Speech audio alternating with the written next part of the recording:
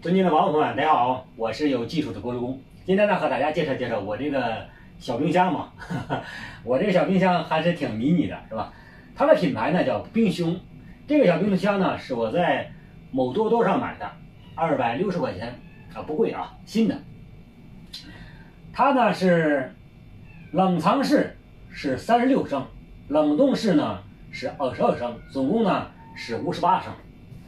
大家看，这就是冷冻室。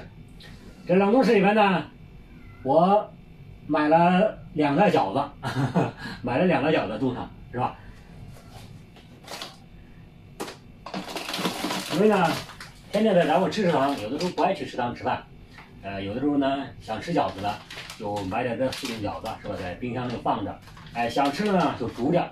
这个呢是素水饺，韭菜鸡蛋的，是吧？这个一袋饺子也就是一顿吃，还有一袋饺子，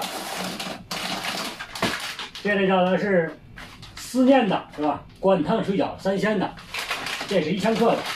这个冷冻室呢还比较小，是吧？22升，也就是放3袋饺子，3袋饺子人家还得冲洗的啊。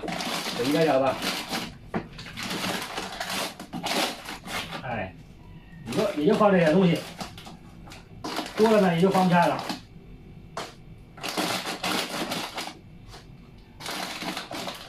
但是呢，一个人也足够用了啊。它这冷藏室呢是36升啊。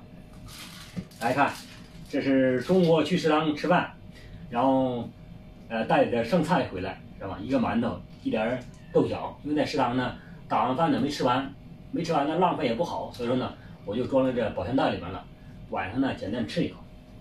我这里边呢放呢也没什么，榨菜，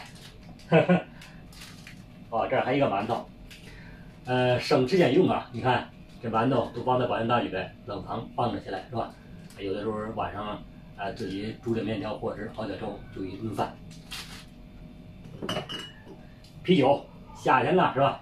偶尔热的时候，备点啤酒，凉不丁的一喝，去暑挺好。哈尔滨啤酒，这一瓶啤酒呢是1块9毛9，特价的。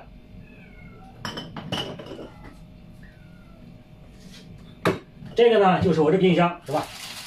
总共呢也就这些东西，这么大，一个人用刚刚好，是吧？也不占地方啊。它的耗电量呢是24小时，0.23度电，还是挺省电的。就是这么一个小冰箱，今天呢和大家简单的介绍啊。